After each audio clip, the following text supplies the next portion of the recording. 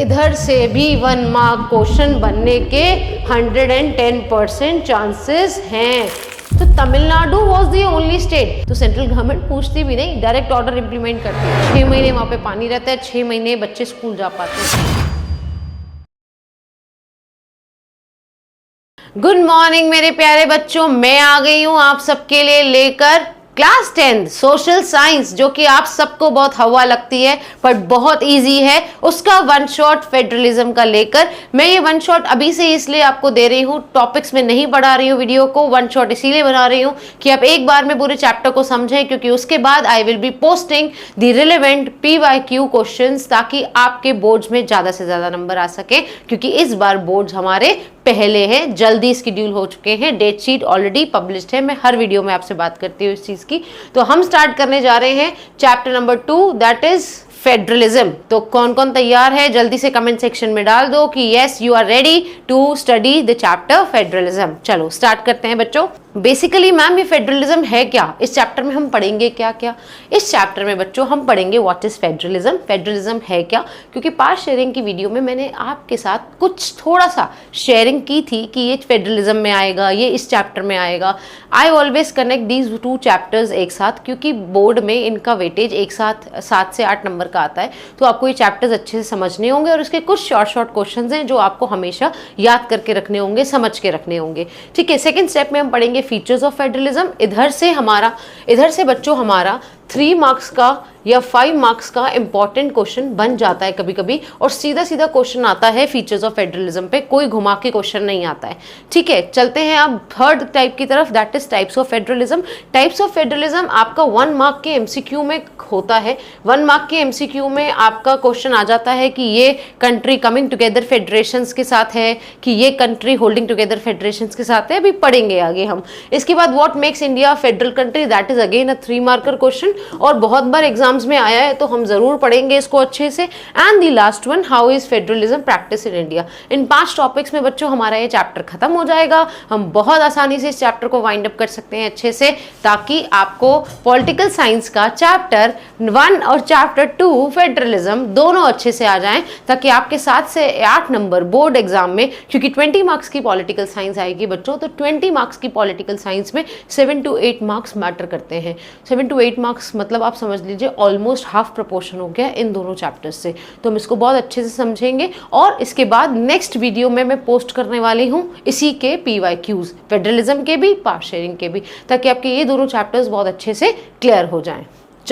चल बढ़ते हैं हमारे पहले टॉपिक की तरफ, that is what is federalism. बच्चों ये है हमारा मैप, इंडिया का मैप, जहाँ की आपको पॉलिटिकल बाउंड्रीज बिल्कुल सेपरेट दिख रही होंगी।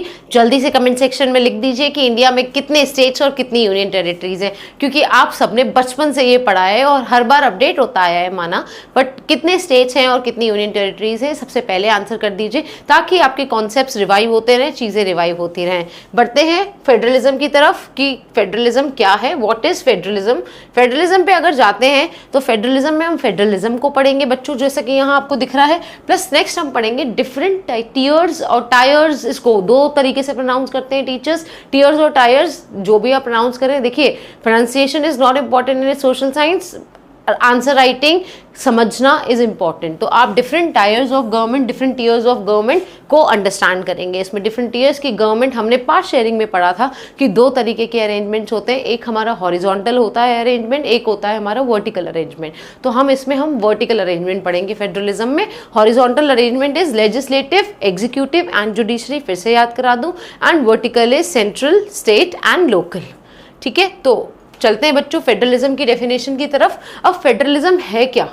एक ऐसा सिस्टम, आप बच्चों पार्ट शेयरिंग और फेडरलिज्म में कंफ्यूज ना हो, इसीलिए पहले मैं फेडरलिज्म समझा रही हूँ और इसी के साथ पार्ट शेयरिंग की डेफिनेशन को रिवाइव कराऊंगी आपको, कि it is a system of government in which the power is divided between central authority and its various constituent units of the country, है ना। मतलब ये ऐसा गवर्नमेंट का सिस्टम है जिसमें कि हमारी major authority that is central government अपनी पावर को डिवाइड करती है अपने कॉन्स्टिट्यूएंट यूनिट्स में, है ना। अब इधर ही हमने पावर शेयरिंग पढ़ा था, तो पावर शेयरिंग क्या था? Power sharing is the sharing of powers between different organs and different level of government. ये दोनों तरीके से पावर शेयरिंग की जब आप डेफिनेशन लिखेंगे बच्चों, तो आप लिखेंगे कि शेयरिंग ऑफ पावर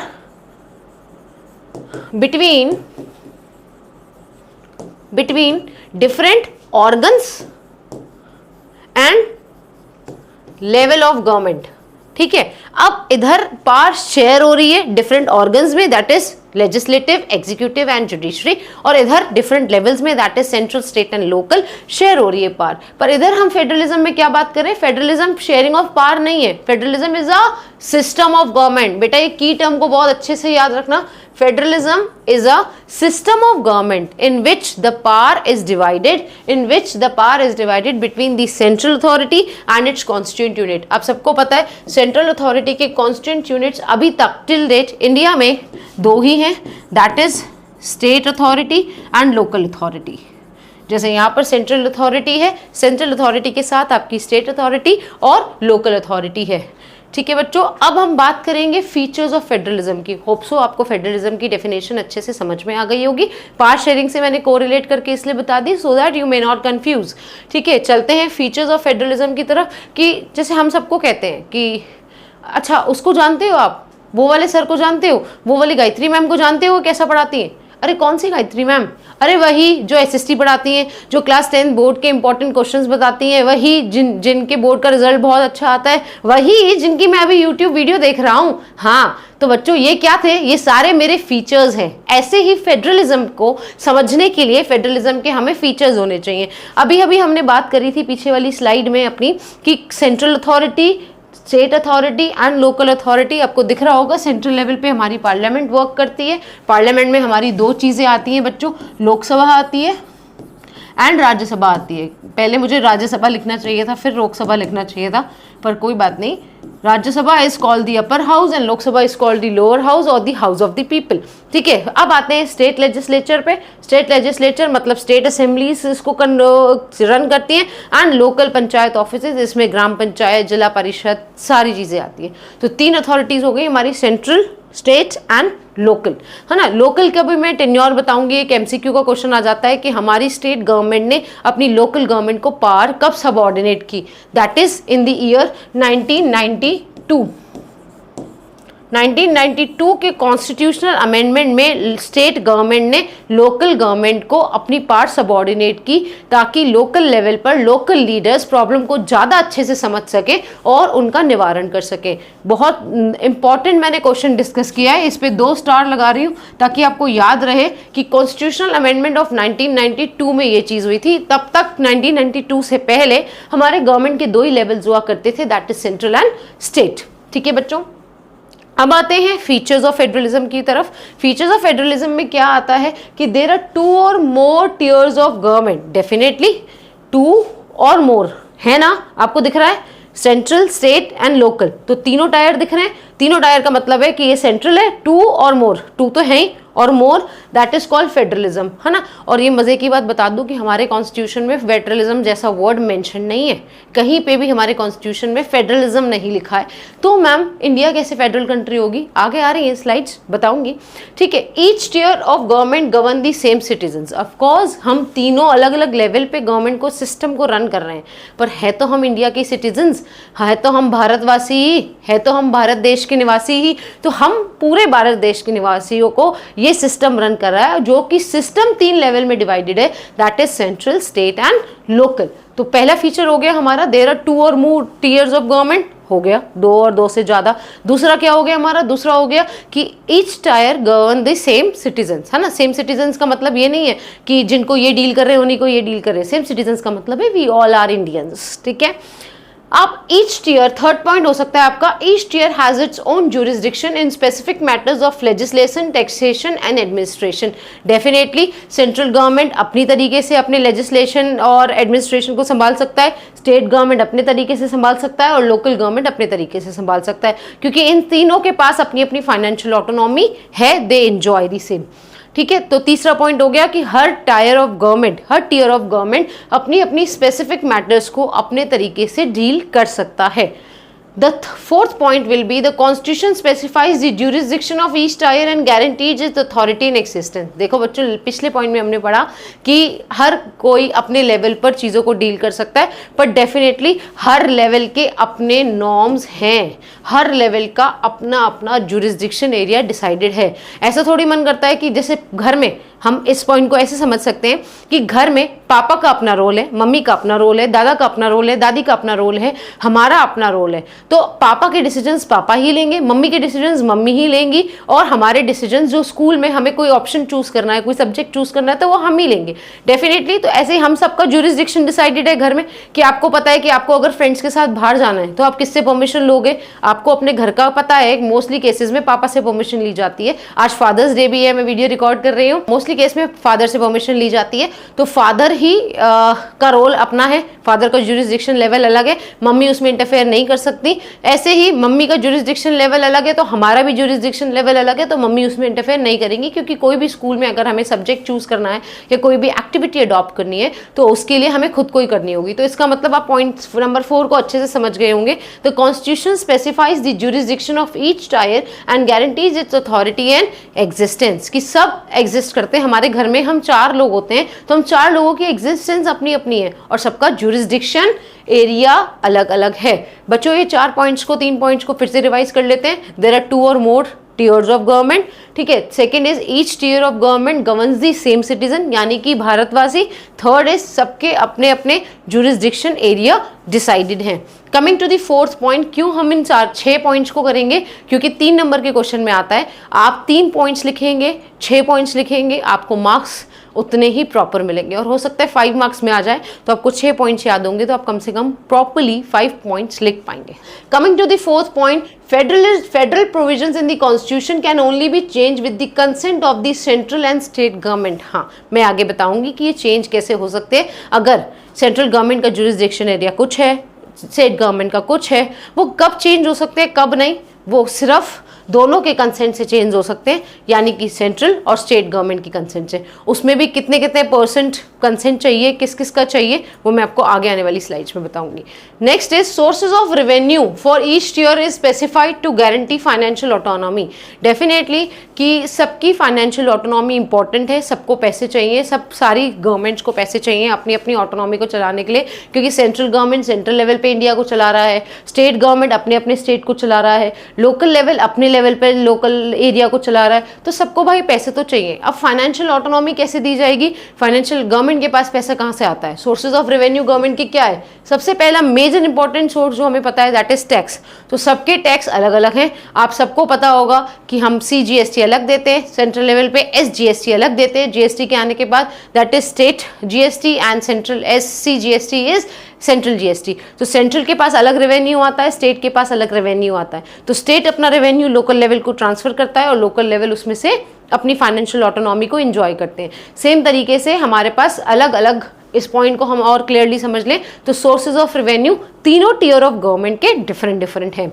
अब आ जाते हैं 6 पॉइंट की तरफ, that is courts have the power to interpret the constitution and resolve disputes between tiers regarding exercise of their respective powers.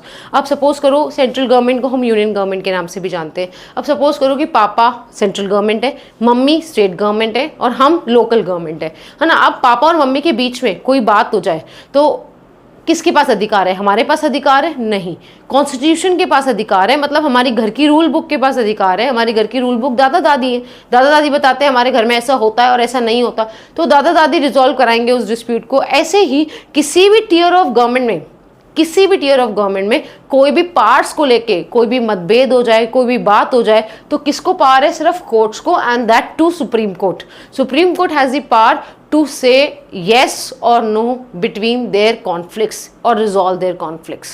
ठीक है, तो अब देखिए हमने फेडरलिज्म के 6 की फीचर्स मैं फिर से रिवाइज करा रही हूँ अपनी बाकी आगे आने वाली वीडियोस में, PYQs में ये क्वेश्चन मैं जरूर डालूंगी। तो इसमें मैं शॉर्टकट ट्रिक्स बताऊंगी, शॉर्टकट ट्रिक्स आप मेरे शॉर्ट्स के थ्रू देख सकते हैं, क्योंकि शॉर्टकट ट्रिक्स 30 सेकेंड या 60 सेकेंड्स में वाइंड अप हो जाती हैं, तो I will send on Instagram और यूट्यूब, तो आप आराम से देख सकते हैं। तो हम फर्स्ट पॉइंट देख लेते हैं, देयर आर 2 और more tiers of government. Definitely there are 2 और मोर टियर्स ऑफ गवर्नमेंट। मैं बिना देखे बोलूंगी ताकि आप लोगों को भी याद हो जाए। Each tier of government govern the same citizens. Each tier of government govern the same citizen. Same citizens को गवर्न कर रहा है, मतलब कि इंडियन सिटीजन्स को गवर्न कर रहे हैं, ठीक है। Third is each tier has its own jurisdiction and guarantees its authority and existence. Definitely मैं अगर घर में हूँ तो मैं अपनी authority और existence ड्राइव करूँगी, तो हर tier of government की अपनी existence और अपनी authority है। फोर्थ पॉइंट पे अगर हम आ जाते हैं तो fourth point is federal provisions in the constitution हमेशा स्टेट और सेंट्रल की कंसेंट से ही चेंज होंगे। जो भी फेडरल प्रोविजंस हमारे कॉन्स्टिट्यूशन में दिए हैं वो सेंट्रल और स्टेट गवर्नमेंट दोनों की कंसेंट से चेंज होंगे। ये भी एक फेडरलिज्म का इंपॉर्टेंट फीचर है। फिर आ गया sources of revenue for each tier of government is specified to guarantee financial autonomy, है ना। जैसे कि मैंने जीएसटी का आपको एग्जांपल दिया, तो सबके पास अपनी अपनी फाइनेंशियल ऑटोनॉमी है। They can spend the fund but definitely they have to keep a record of the same, क्योंकि वो पब्लिक डोमेन पे पब्लिश होता है। Next is last is courts have the power to interpret the constitution. अगर constitution में कोई बात लिखी गई है उसका मतलब क्या है, संविधान में कोई बात लिखी गई है उसका मतलब क्या है, वो किस एक्सटेंट तक हम उसको समझ सकते हैं, उसकी पावर सिर्फ कोर्ट्स के पास ही है। और अगर दोनों टियर ऑफ गवर्नमेंट के आसपास में कॉन्फ्लिक्ट हो जाते हैं तो दोनों कॉन्फ्लिक्ट रिजॉल्व भी कौन करा सकती है, कोर्ट करा सकती है, और कोई नहीं करा सकता। तो चलते हैं आगे बच्चों, आगे नेक्स्ट स्लाइड की तरफ। नेक्स्ट है हमारा types of federalism. Types of federalism हमारे मैंने बताया था, इसमें से 1 मार्क का एमसीक्यू क्वेश्चन बनता है, और इसमें कंट्रीज के नाम आपको अच्छे से लर्न होने चाहिए, प्लस कॉन्सेप्ट क्लैरिटी होनी चाहिए, प्लस 2 मार्क्स के जो 4 क्वेश्चन आते हैं, 2 मार्क्स के 4 क्वेश्चन आते हैं हमारे बोर्ड में, उसमें भी कभी कभार ये क्वेश्चन देख लिया गया है। तो if you will understand the concept तो then definitely you will be able to write. चलो let's move on to types of federalism. Types of federalism बच्चों आपको दिख रहा है यहाँ पे, एक है कमिंग टुगेदर, एक है होल्डिंग टुगेदर। चलिए आइए जल्दी जल्दी जल्दी जल्दी बोलिए। कमिंग टुगेदर, ऐसे करिए मेरे साथ, coming together and holding together. First federation is coming together and the second federation is holding together. अब मैम ये कमिंग टुगेदर क्या है, ये तो मैं बुला रही हूँ और होल्ड कर रही हूँ। नो बेटा, ये दोनों डिफरेंट कॉन्सेप्ट है। कमिंग टुगेदर फेडरेशंस में क्या है, इंडिपेंडेंट स्टेट्स आते हैं और एक कंट्री को बनाते हैं।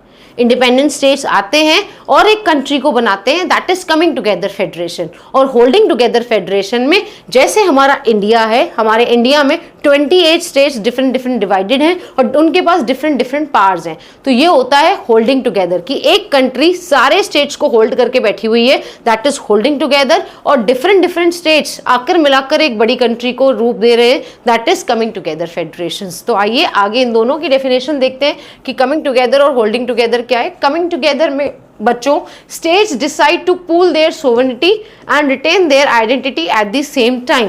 सोवरेनिटी और आइडेंटिटी का मतलब क्या है कि जैसे आज मैं गायत्री वासवानी हूँ, ठीक है, if I am having a friendship with any of my friends, suppose my friend's name is Anjali, my friend's name is Bharati, तो मैं क्या करूंगी कि हम तीनों को मिलकर कोई एसोसिएशन बनानी होंगी, तो गायत्री मैम ही रहेंगी, भारती मैम ही रहेंगी, आरती मैम ही रहेंगी, और अंजलि मैम ही रहेंगी। ये चारों मिलकर जब एक ग्रुप बना लेंगे तो that will be known as coming together federations. ऐसे डिफरेंट स्टेट्स आकर, बच्चों आपने यूनाइटेड स्टेट्स ऑफ अमेरिका तो सुना ही होगा, United States of America is the example जो कमिंग टुगेदर फेडरेशन है। स्विट्जरलैंड इज द एग्जांपल जो कमिंग टुगेदर का एग्जांपल है। Australia is the example. ऐसे बहुत सारी कंट्रीज है, I can not name all. NCERT में 3 स्पेसिफिक मेंशन है, इसीलिए मेरी स्लाइड्स में भी मेंशन है, तो इसीलिए 3 स्पेसिफिक कंट्रीज। अब एमसीक्यू में क्वेश्चन कहाँ से आता है, एमसीक्यू में क्वेश्चन यहाँ से आता है कि 4 कंट्रीज दी होंगी आपको और बोला जाएगा कि ये होल्डिंग टुगेदर फेडरेशन है कि कमिंग टुगेदर फेडरेशन है। डेफिनेटली यू कैन टिक अगर आपको याद है, क्योंकि United States of, United word से समझ रहे हैं, यूनाइटेड स्टेट्स ऑफ अमेरिका ने सारे स्टेट्स से मिलकर अमेरिका को बनाया, तो United States of America coming together federation है। उसके साथ स्विट्जरलैंड है, क्योंकि हम सबको मन करता है कि हम भी कभी स्विट्जरलैंड जाएंगे, ऐसे याद कर लीजिए, और ऑस्ट्रेलिया है, ठीक है। ये तीनों कंट्रीज हैं। All states have usually equal power. इसमें जो इंपॉर्टेंट बात है ध्यान देने की, इसमें इंपॉर्टेंट बात यह है कि जितने स्टेट्स हैं यूनाइटेड स्टेट्स ऑफ अमेरिका में, जितने स्टेट्स आके मर्ज हुए हैं, वो सबके पास अपनी अपनी इंडिविजुअल पावर है और इक्वल है, सबसे बड़ी बात। एंड द थर्ड वन है states are not weak as compare to centre. जैसे हमारे इंडिया में क्या है बच्चों की सेंट्रल लेवल की गवर्नमेंट ज़्यादा पावरफुल है बजाय स्टेट लेवल की गवर्नमेंट के, क्योंकि हम अपनी अथॉरिटी को सबॉर्डिनेट करते हैं। बट जब ये कमिंग टुगेदर फेडरेशन आई है तो एक तो सबके पास इक्वल पावर है और सारे स्टेट्स और सेंट्रल गवर्नमेंट इक्वल है, वीक नहीं है कोई भी गवर्नमेंट किसी से। ठीक है, आपको यहाँ दिख ही रहा होगा, ये कंट्री आ गई, ये स्टेट आ गया, ये स्टेट आ गया, और इसने आके तीनों ने कमिंग टुगेदर, आओ चलो कमिंग टुगेदर फेडरेशन पढ़ते हैं, ये कमिंग टुगेदर फेडरेशन है। Going to the second slide, that is holding together. Holding together का मतलब है इंडिया। होल्डिंग टुगेदर में आप हमेशा इंडिया का एग्जांपल याद करेंगे कि ये है हमारी सेंट्रल गवर्नमेंट, ये एक स्टेट, ये दूसरा स्टेट, ये तीसरा स्टेट, ये चौथा स्टेट, ये पूरी कंट्री ने अपनी पावर को क्या कर रखा है, डिवाइड कर रखा है डिफरेंट डिफरेंट स्टेट्स में। That is known as holding together federation. कि पूरी पावर, ऑटोनॉमस पावर एक सेंट्रल लेवल पे डिवाइडेड है, उसने अपनी पावर को डिवाइड करके स्टेट को दिया, और स्टेट ने अपनी पावर को डिवाइड करके, स्टेट और सेंट्रल ने अपनी पावर को डिवाइड करके लोकल लेवल को दिया है। तो this is holding together federations. अब इसमें सेंटर मोर पावरफुल होता है, आपको दिख रहा है यहाँ पे centre is more powerful, centre tends to be more powerful. और एग्जाम्पल आप समझ रहे हैं, इंडिया, स्पेन, बेल्जियम। बेल्जियम का नाम याद आता है आपको, कुछ याद आया बच्चों? यस, पार्ट शेयरिंग में आपने पढ़ा था बेल्जियम, एंड बेल्जियम की capital that is Brussels. Different constituent units have unequal powers, जैसा कि मैंने बताया कि उसमें होल्डिंग कमिंग टुगेदर में सबके पास इक्वल पावर्स होती है, बट होल्डिंग टुगेदर में इसकी पावर अलग है, इसकी पावर अलग है, इसकी पावर अलग है, इसकी पावर अलग है, depending upon the area, depending upon the population, depending upon anything, linguistic background, depending upon varied cultures. जैसे हमारे यहाँ पे 7 सिस्टर्स हैं तो स्पेशल पावर्स एंजॉय करती हैं अंडर द आर्टिकल 371, आगे की स्लाइड्स में आएगा, मैं आपको बताऊँ। Country decides to divide its power between the constituent states and the national and the central government. Definitely मैं आपको पिछली स्लाइड में दिखाई चुकी हूँ कि जब हमारी पूरी कंट्री अपनी पावर को डिवाइड करती है डिफरेंट डिफरेंट स्टेट्स में, that is known as holding together. Holding together बच्चों में इसको क्यों कह रहे हैं? क्योंकि सेंटर के पास पूरी पावर है, सेंटर ने अपनी पूरी पावर होल्ड कर रखी है और डिफरेंट स्टेट्स को दे रखी है, और उधर डिफरेंट स्टेट्स अपनी अपनी पावर लेकर आके सेंट्रल गवर्नमेंट बनाते हैं, तो इसीलिए उनकी पावर और सेंट्रल की पावर इक्वल होती है कमिंग टुगेदर में, और इधर सेंट्रल की पावर ज्यादा होती है और स्टेट्स की पावर कम होती है। ठीक है, होप सो आपको एग्जाम्पल याद रहेंगे। देखो, United States of America, Switzerland और Australia are the key examples of coming together federation, और इधर इंडिया, स्पेन और Belgium are the key examples of holding together federations. दोनों फेडरेशंस हम खत्म कर चुके हैं। मूव करते हैं क्वेश्चन की तरफ। कॉन्स्टिट्यूएंट स्टेट्स में have unequal powers in, definitely unequal powers कहाँ होंगी? होल्डिंग टुगेदर फेडरेशंस में, कमिंग टुगेदर में तो नहीं हो सकती any federation. We don't know the answer. And the big country और स्मॉल कंट्री क्या होता है? इंडिया हमारी इतनी बिग कंट्री है कि हमारे पास 28 स्टेट्स हैं, 8 यूनियन टेरिटरीज हैं। देखो बच्चों, आपने मुझसे आंसर बुलवा लिया। मैंने आपसे स्टार्टिंग में कहा था कि कमेंट करके बताओ हमारे पास कितने स्टेट्स और कितनी यूनियन टेरिटरीज हैं। तो लेट्स चेक कि हमारा आंसर ठीक है कि नहीं। Yes, our answer is 100% correct. इसका मतलब हमारे कॉन्सेप्ट्स हमारे समझ में आ रहे हैं। फेडरलिज्म चैप्टर पढ़ते वक्त हमें ये कॉन्सेप्ट क्लैरिटी आ रही है। बच्चों चलो let's move to the next slide, that is what makes India a federal country. सबसे पहला क्वेश्चन, क्या इंडिया एक फेडरल कंट्री है? मैम अभी तो आपने ये कहा कि हमारे कॉन्स्टिट्यूशन में फेडरलिज्म जैसा वर्ड ही नहीं है, तो how can India be a federal country? बेटा मैंने स्टार्टिंग की अपनी फर्स्ट स्लाइड में आपको समझाया था, federalism is a system, it is not any unit, it is a system of government in which power is divided. मैंने आपको स्टार्टिंग में ही बताया था कि फेडरलिज्म क्या है? एक सिस्टम है गवर्नमेंट को रन करने का, सेंट्रल, स्टेट और लोकल लेवल पर। तो इसीलिए इंडिया फेडरल कंट्री है, क्योंकि हमारे पास सेंट्रल गवर्नमेंट भी है, हमारे पास स्टेट गवर्नमेंट भी है और हमारे पास लोकल गवर्नमेंट भी है। In simple words to say, moving to what makes India a federal country, constitution of India. हमारे पास हमारी इंडिया की रूल बुक है, इंडिया की रूल बुक को हम कहते हैं कॉन्स्टिट्यूशन। और इस कॉन्स्टिट्यूशन को एक बोर्ड में 1 मार्कर क्वेश्चन आता है कि कॉन्स्टिट्यूशन को, हमारे इंडिया के कॉन्स्टिट्यूशन को कौन इंटरप्रेट कर सकता है? That is only the court, और कोर्ट में भी आपकी सुप्रीम कोर्ट। कॉन्स्टिट्यूशन की पार्ट्स को सुप्रीम कोर्ट इंटरप्रेट कर सकता है। कॉन्स्टिट्यूशन की किताब बेटा हमारे पार्लियामेंट में रखी हुई है, आप कभी विजिट करें अपने स्कूल से तो ज़रूर जाकर देखें, इतनी मोटी किताब है। और जिसकी ड्राफ्टिंग कमेटी के main member doctor BR Ambedkar थे, जिनका हम हमेशा 14 अप्रैल को जयंती मनाते हैं। ठीक है, तो आपको कुछ चीज़ें बच्चों बचपन की याद होनी चाहिए। ठीक है, कॉन्स्टिट्यूशन कितने दिन में बना था, मेरे कमेंट सेक्शन में मुझे बताओ कि कॉन्स्टिट्यूशन को बनाने में कितने साल, कितने महीने और कितने दिन लगे थे। I know the answer, you also know the answer, so please comment below. चलते हैं बच्चों, what makes India a federal country. Federal country में India is a union of states. आपके NCERT में लाइन बहुत अच्छे से लिखी हुई है, NCERT में बड़ी बड़ी इसको हाईलाइट कर लीजिएगा, India is a union of states. आप देखो जो मैं बात कह रही थी आपको, the word federalism is not mentioned in the constitution. हमारे कॉन्स्टिट्यूशन में फेडरलिज्म जैसा शब्द मेंशन नहीं है। अब कॉन्स्टिट्यूशन का इंट्रोडक्टरी पेज को क्या कहते हैं, आप सबको पता होगा। कॉन्स्टिट्यूशन के इंट्रोडक्टरी पेज को हम कहते हैं प्रीएम्बल, और प्रीएम्बल बहुत इंपॉर्टेंट है। आप सब 9th और 10th, even 6th, 7th, 8th सारे बच्चों को इंडिया का प्रीएम्बल याद होना चाहिए, क्योंकि it is a very important document, just like an index of the book. हम बात करते हैं 3-tier सिस्टम ऑफ गवर्नमेंट। अब इंडिया को फेडरल कंट्री हम क्यों बोले, मैम आप कह रही हो कि फेडरलिज्म वर्ड मेंशन नहीं है, पर अब हम इंडिया को फेडरल कंट्री क्यों बोले। अरे बच्चों, इंडिया को फेडरल कंट्री बोला जाता है क्योंकि मैंने आपको अभी भी बताया कि federalism is a system, it is not a unit.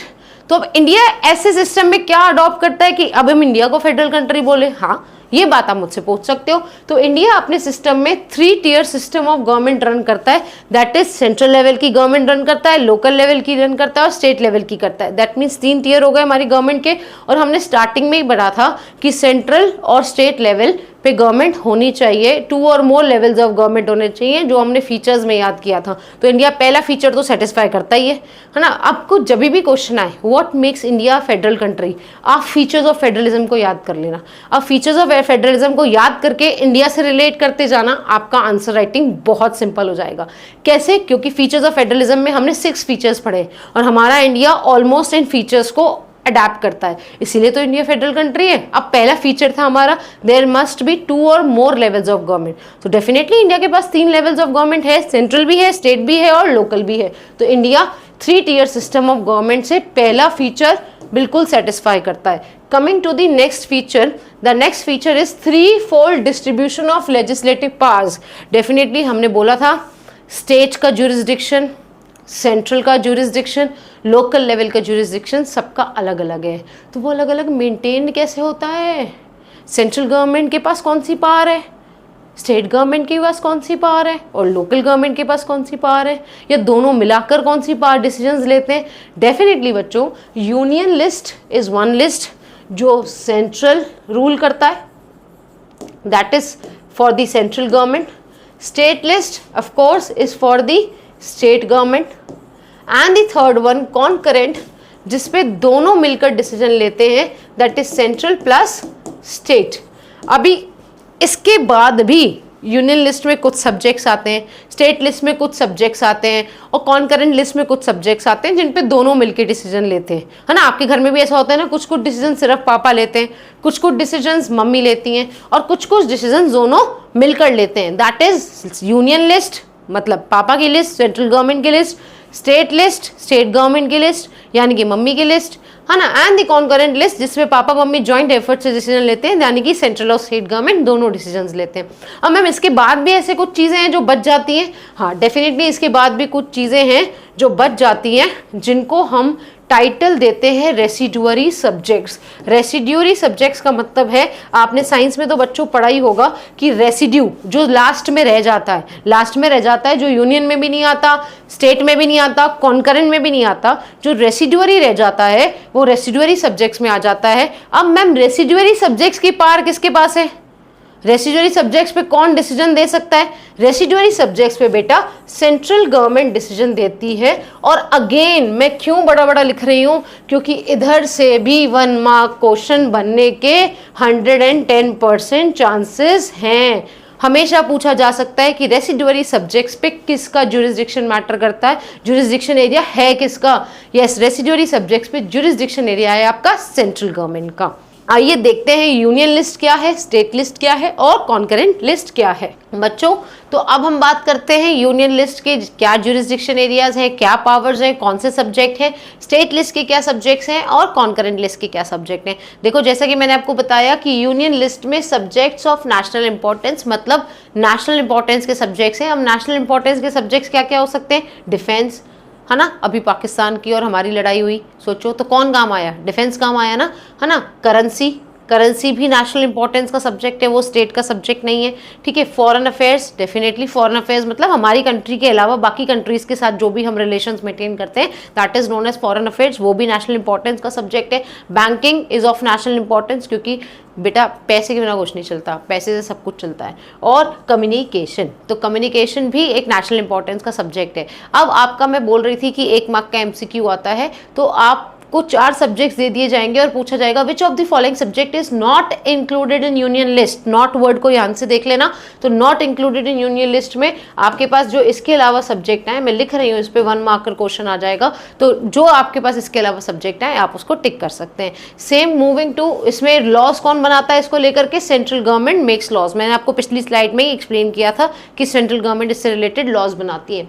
Coming to the state list, state list में स्टेट इंपॉर्टेंस के सब्जेक्ट होंगे, यहाँ पर नेशनल इंपॉर्टेंस के, यहाँ पर स्टेट इंपॉर्टेंस के। अब इनको बनाता कौन है, इसका ज्यूरिसडिक्शन एरिया किसके पास है, स्टेट के पास ही इसका ज्यूरिसडिक्शन एरिया है। और इसमें कौन कौन से सब्जेक्ट्स आते हैं, पुलिस, है ना, पुलिस की भर्तियां ज्यादातर स्टेट देखता है, सेंट्रल नहीं देखता, ठीक है। प्रिजन्स, जेलें, सारी हमारी जेलें, commerce and trade, agriculture, irrigation, ये सब स्टेट ज्यूरिसडिक्शन के अंदर आते हैं क्योंकि हर स्टेट का एग्रीकल्चर डिफरेंट है, हर स्टेट की पुलिस डिफरेंट है, हर स्टेट का ट्रेड एंड कॉमर्स डिफरेंट है, तो इसीलिए ये स्टेट ज्यूरिसडिक्शन करता है और ये नेशनल इंपॉर्टेंस के यूनियन लिस्ट में आते हैं।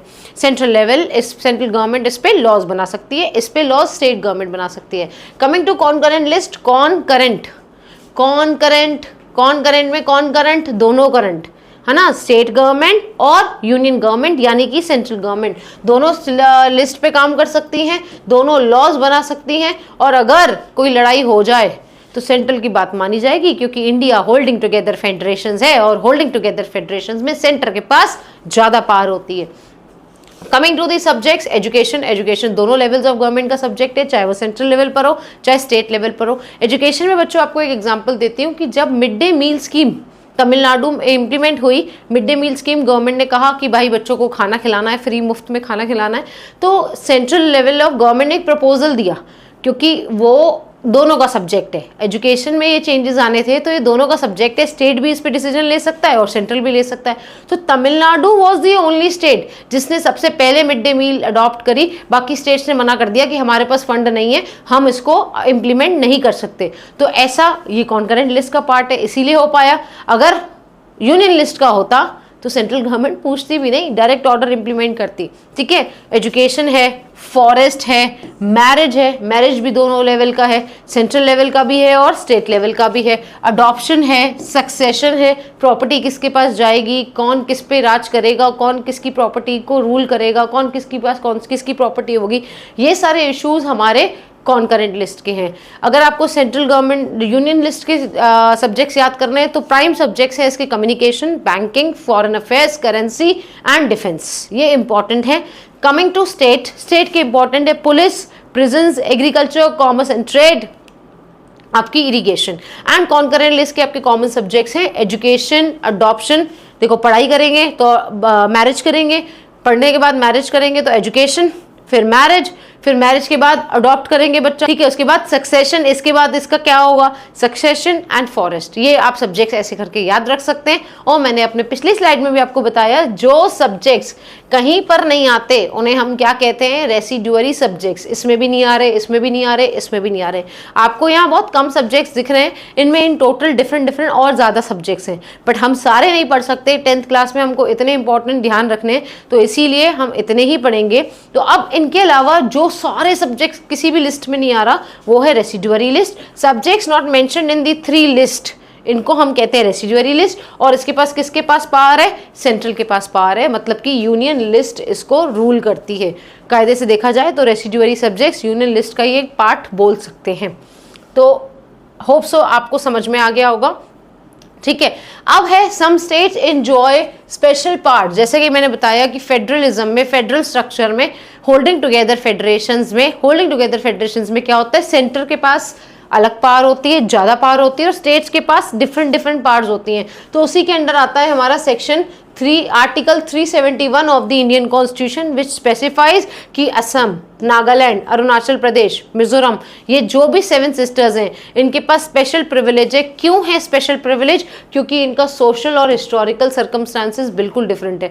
आप बेटा नॉर्थ ईस्ट घूमने तो बहुत लोग जाते हैं, पर नॉर्थ ईस्ट की कंडीशन देखोगे तो 6 महीने वहाँ पे पानी रहता है, 6 महीने बच्चे स्कूल जा पाते हैं।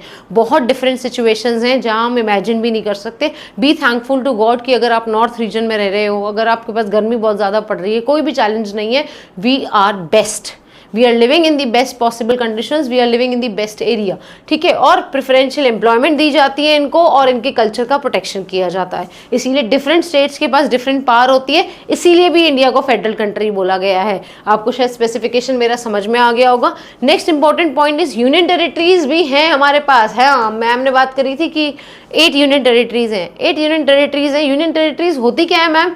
हमारे पास सेंट्रल गवर्नमेंट है, वो छोटे छोटे स्टेट्स हैं, अलग अलग स्टेट्स हैं, उनके पास स्टेट गवर्नमेंट है। तो व्हाट आर यूनियन टेरिटरीज, और यूनियन टेरिटरीज को कौन रूल करता है? बेटा यूनियन टेरिटरीज ऐसा एरिया है जो ना ही स्टेट के एरिया में आ रहा है, ना ही सेंट्रल में मर्ज किया जा सकता है, इसीलिए इनको अलग से नाम दे दिया है union territories. Too small to become an independent state, ये बहुत छोटे हैं कि इनको अलग से एक स्टेट का दर्जा दिया जाए।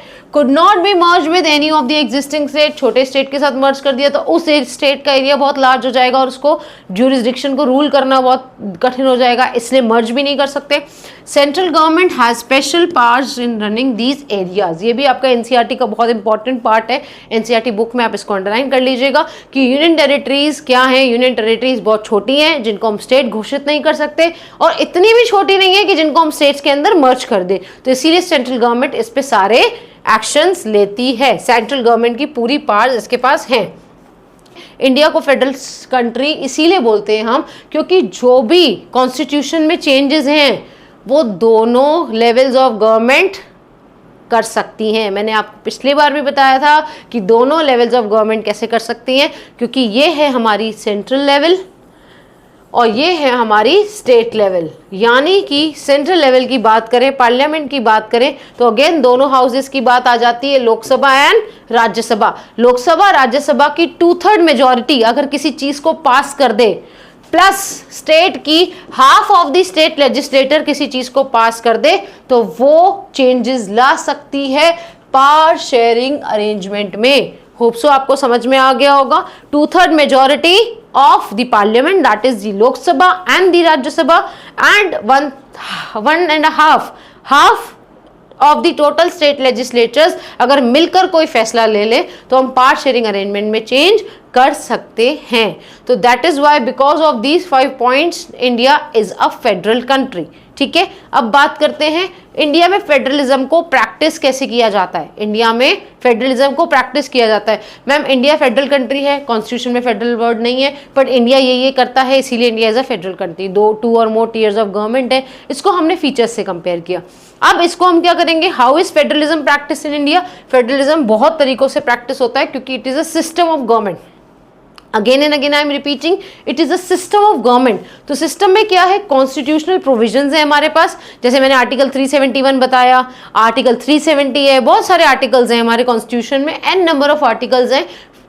हमारे कॉन्स्टिट्यूशनल राइट्स के लिए अलग आर्टिकल्स हैं, हमारी कॉन्स्टिट्यूशनल ड्यूटीज के लिए अलग आर्टिकल्स हैं। तो बहुत सारे आर्टिकल्स हैं, बहुत सारे कॉन्स्टिट्यूशनल प्रोविजंस हैं, प्लस हमारी पॉलिटिक्स डेमोक्रेटिक है, इसीलिए हमारे इंडिया में फेडरलिज्म सक्सेसफुल है। जब भी आपके पास ये आंसर लिखने को आए, आप इस इक्वेशन फॉर्म में आंसर दे सकते हैं। Constitutional provisions plus democratic politics of India make it a federal country, and that is how the federalism is practised in India. अब सबसे इंपॉर्टेंट बात कर लेते हैं कि फेडरलिज्म प्रैक्टिस कैसे होता है। सबसे पहला, हमारे जो स्टेट्स बने हैं ना बच्चों, वो लैंग्वेज के बेसिस पे बने हैं। हमारे जो स्टेट्स डिवाइड हुए हैं वो लैंग्वेज के बेसिस पे डिवाइड होते हैं, इसीलिए हम बोलते हैं creation of linguistic states. Creation of linguistic states, जैसे कि boundaries of several states have been change to ensure linguistic homogeneity. है ना। अगर अरुणाचल प्रदेश के लोग उत्तर प्रदेश में आ जाएंगे तो नहीं सरवाइव कर पाएंगे, प्रॉब्लम आएगी, क्योंकि उनकी लैंग्वेज अलग है, उत्तर प्रदेश की लैंग्वेज अलग है। उत्तर प्रदेश के लोग अगर राजस्थान में चले जाएंगे तो उनका कल्चर, उनकी लैंग्वेज अलग है। तो इसीलिए स्टेट्स के बीच में एक क्लैरिफाइड बाउंड्रीज क्रिएट की गई हैं ताकि सबकी होमोजेनिटी प्रेफर हो सके। होमोजेनिटी का मतलब same characteristic feature, same culture, same language, same identity. ठीक है, तो अब बात करते हैं, जैसे कि इसमें आंध्र प्रदेश है, और some states were created to recognise differences based on culture, ethnicity and geography. जैसे कि आप नागालैंड के लोग बिल्कुल अलग तरीके के देखेंगे, ब्लैक ब्लैक कलर के लोग होते हैं और ऐसे करते हैं, वो जिंगालाला हु ऐसा वाला आपने एक सॉन्ग सुना होगा, तो वो नागालैंड को रिप्रेजेंट करता है। उत्तराखंड के आप लोग देखेंगे तो बिल्कुल ऐसी पैनी सी नाक होती है लोगों की और अजीब से पहाड़ी इलाके के लोग होते हैं। तो ये सब, झारखंड के लोग, तो ये सब प्रोटेक्ट करने के लिए गवर्नमेंट ने इनको स्पेशल स्टेट का दर्जा दिया है और क्रिएट किए लिंग्विस्टिक स्टेट्स के बेसिस पर इंडिया के स्टेट्स को। ठीक है, सेकंड पॉइंट पर आते हैं बच्चों। सेकंड है हमारी लैंग्वेज पॉलिसी। बच्चों आपको पता है कि इंडिया की कोई भी नेशनल लैंग्वेज नहीं है। नेशनल लैंग्वेज मतलब देश की लैंग्वेज नहीं है। आप सबको लगता होगा इंडिया की नेशनल लैंग्वेज तो हिंदी होगी मैम। नो बेटा, इंडिया की सिर्फ ऑफिशियल लैंग्वेज है और Hindi is the official language of India. Hindi और इंग्लिश में हम कम्युनिकेट कर सकते हैं इंडिया में, बट इंडिया की कोई नेशनल लैंग्वेज नहीं है, क्योंकि इंडिया की डिफरेंट स्टेट्स लिंग्विस्टिक चीजों पे क्रिएट हुई हैं, इसीलिए इंडिया की कोई भी नेशनल लैंग्वेज नहीं है। हिंदी के अलावा भी 21 अदर लैंग्वेजेस हैं जिनको हम स्केड्यूल लैंग्वेजेस बोलते हैं, जो कि इंडियन कॉन्स्टिट्यूशन के स्केड्यूल नंबर 8 में मेंशन्ड है। ये क्वेश्चन यहां से बनता है, बहुत इंपॉर्टेंट है कि कितनी स्केड्यूल लैंग्वेजेस हैं। आपके पास ऑप्शन 22 का भी आएगा, आपको कंफ्यूज नहीं होना है। अगर हिंदी ऑप्शन में दिया है हिंदी प्लस 21 तो यू विल टिक, अगर ओनली 22 तो यू विल टिक नॉट 21 नहीं है, 22 है, हिंदी को मिलाकर 21 अदर हैं, तो दैट मीन्स 22 स्केड्यूल लैंग्वेजेस हैं हमारे कॉन्स्टिट्यूशन में। और आपको पता है जितने भी सेंट्रल गवर्नमेंट के एग्जाम्स होते हैं ना, इन 22 लैंग्वेजेस में होते हैं, ताकि लिंग्विस्टिक डाइवर्सिटी को इंडिया प्रोटेक्ट कर सके और प्रमोट कर सके, कि कोई भी बच्चा ये नहीं सोचे कि मुझे अगर उर्दू आती है तो मैं उर्दू में पेपर नहीं दूं, मैं हिंदी में ही दूंगा। नहीं, अगर उसको उर्दू आती है, Urdu is one of the schedule languages, तो उर्दू में भी पेपर दे सकता है। बट सेंट्रल गवर्नमेंट ये काम करती है, स्टेट गवर्नमेंट नहीं करती है। ठीक है, use of English for official purposes did not stop in 1965 because of the demand of non Hindu speaking states like Tamil Nadu. आप तमिलनाडु में जाओगे, तमिल बोल रहे होंगे लोग, तो तमिल आपको समझ में नहीं आएगी, इसीलिए इंग्लिश को भी ऑफिशियल लैंग्वेज बनाना पड़ा ताकि कम्युनिकेशन हो इंग्लिश में।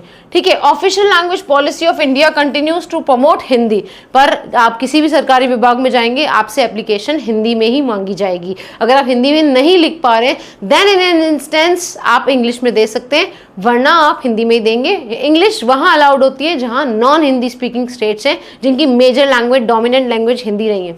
हिंदी इज नॉट इम्पोज, देख लो, Hindi is not impose on states where people speak a different language, जो बात मैं आपको बोल रही थी। ठीक है, and in the central government exams, आ गई बात। देखो, सेंट्रल गवर्नमेंट के एग्जाम्स में कैंडिडेट के पास चूज करने के लिए ऑप्शन होता है कि वो किसी भी स्केड्यूल लैंग्वेज में पेपर अपना दे सकते हैं। तो पहला पॉइंट क्या था बच्चों हमारा? पहला पॉइंट था हमारी linguistic states, creation of linguistic states की फेडरलिज्म कैसे प्रैक्टिस होता है इंडिया में, लिंग्विस्टिक स्टेट्स क्रिएट होते हैं।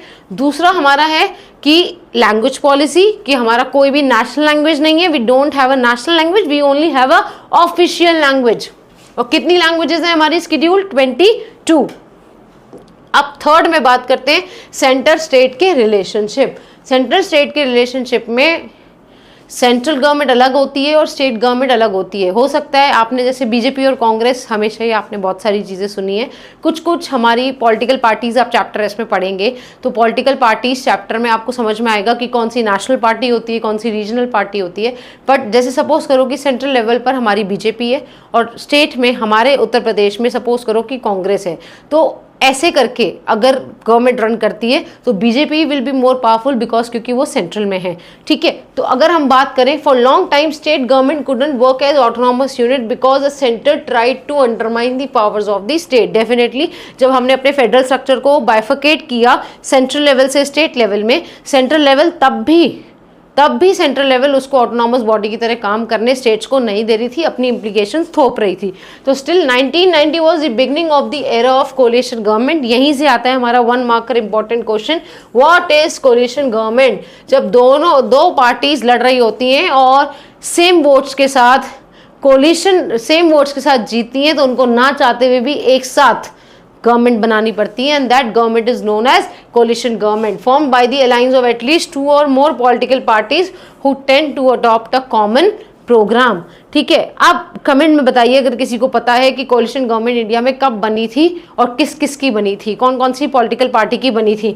Since no single party could get a clear majority, they had to come in coalition with regional parties to form a government in centre. Yes definitely, मैं कह रही थी clear majority के साथ। अगर आप रेस कर रहे हो, किसी के 100 मार्क्स आए और किसी के 50 आए, तो आप क्लियर मेजॉरिटी से विन कर रहे हो। बट किसी की 50 आए और किसी की 49 या 50 आए सेम मार्क्स, तो आप क्लियर मेजॉरिटी से विन नहीं करते। There you form a coalition government. This trend was supported by the Supreme Court that made it difficult for the central government to dismiss state government. क्योंकि सेंट्रल में बीजेपी की सरकार है और अगर क्लियर मेजॉरिटी से कांग्रेस नहीं जीती है तो कांग्रेस और बीजेपी को साथ में मिलकर काम करना पड़ेगा, एंड इस ट्रेंड को सपोर्ट किया था हमारे सुप्रीम कोर्ट ने। ठीक है, फोर्थ पे बात करते हैं डिसेंट्रलाइजेशन। डिसेंट्रलाइजेशन का प्रोसेस आपको सबको पता है, सेंटर से नीचे पावर को देना इज डिसेंट्रलाइजेशन। सेंट्रल गवर्नमेंट जब अपनी पावर को स्टेट गवर्नमेंट को दे रही है और दोनों गवर्नमेंट मिलके अपनी पावर लोकल गवर्नमेंट को दे रहे हैं, तो इस प्रोसेस को हम कहते हैं डिसेंट्रलाइजेशन। ठीक है, डिसेंट्रलाइजेशन। सेंट्रल गवर्नमेंट ने अपनी पावर दी स्टेट गवर्नमेंट को और दोनों ने मिलकर अपनी पावर दी लोकल गवर्नमेंट को। And the fifth point is decentralisation में मैंने आपको स्टार्टिंग की स्लाइड में बता दिया था कि हमारे 1992 की कॉन्स्टिट्यूशनल अमेंडमेंट की वजह से हमारे लोकल लेवल ऑफ गवर्नमेंट आया। लोकल लेवल ऑफ गवर्नमेंट में हम हमेशा बच्चों यहाँ से स्टार्ट करेंगे, यहाँ से नहीं स्टार्ट करेंगे। ये ट्रायंगल ऐसे चलता है, ऐसे नहीं चलता। आप लोग कभी भी ऑप्शंस में गलत मत करिएगा। नीचे से ऊपर की तरफ बढ़ते हैं, जैसे हम सेंट्रल, स्टेट और लोकल बढ़ते हैं, लेवल्स ऑफ में हम नीचे की तरफ बढ़ते हैं, और इसमें वाइस वर्सा है कि हम यहाँ से यहाँ जाते हैं। सबसे पहले विलेज लेवल पर होती है हमारी ग्राम सभा या ग्राम पंचायत, उससे ऊपर ब्लॉक लेवल पर होती है हमारी पंचायत समिति, और उससे ऊपर हमारी होती है डिस्ट्रिक्ट लेवल पर जिला परिषद। ये है हमारे लेवल्स अलग अलग। सबसे पहले ग्राम सभा या ग्राम पंचायत के बाद आती है आपकी पंचायत समिति ब्लॉक लेवल पर, और ब्लॉक लेवल के बाद पंचायत समिति में आती है आपकी जिला परिषद। अभी तक लोकल लेवल का कोई क्वेश्चन एग्जाम में बोर्ड्स में नहीं आया है। सिर्फ यही इंपॉर्टेंटली पूछा जाता है कि कौन से कॉन्स्टिट्यूशनल अमेंडमेंट में लोकल गवर्नमेंट को पावर मिली थी, दैट इज 1992 के कॉन्स्टिट्यूशनल अमेंडमेंट में। देख सकते हैं आप कि अर्बन लोकल गवर्नमेंट मतलब शहर की लोकल गवर्नमेंट में म्यूनिसिपैलिटी और म्यूनिसिपल कॉर्पोरेशंस होती हैं। ठीक है, अब करेक्ट ऑर्डर पता करते हैं बच्चों। मैंने अभी आपको बताया ऐसे चलते हैं हम, ऐसे नहीं चलते। ठीक है, ऊपर की तरफ बढ़ते हैं इसमें लोकल लेवल में, नीचे की तरफ नहीं बढ़ते। तो हमने सबसे पहले देखा था ग्राम पंचायत, फिर देखा था पंचायत समिति, फिर देखा था जिला परिषद। ये तो नहीं देखा था क्योंकि जिला परिषद सबसे ऊपर है, तो हम उल्टा तो नहीं चलेंगे, इसीलिए मैंने तीनों कैंसिल कर दिए। Let us check what is the right answer. Yes, we have got the right answer. Thank you. Keep learning. ये वन शॉट था फेडरलिज्म चैप्टर का। पार्ट शेयरिंग और फेडरलिज्म हम दोनों खत्म कर चुके हैं। हम इन दोनों के PYQs करेंगे डिफरेंट, ताकि आपके बोर्ड के परस्पेक्टिव से ये दोनों चैप्टर्स खत्म हो जाएं। Keep watching. Wait for my next video to come. 2 chapters हम पॉलिटिकल साइंस के खत्म कर चुके हैं। Now we will be moving forward to economics. Thank you.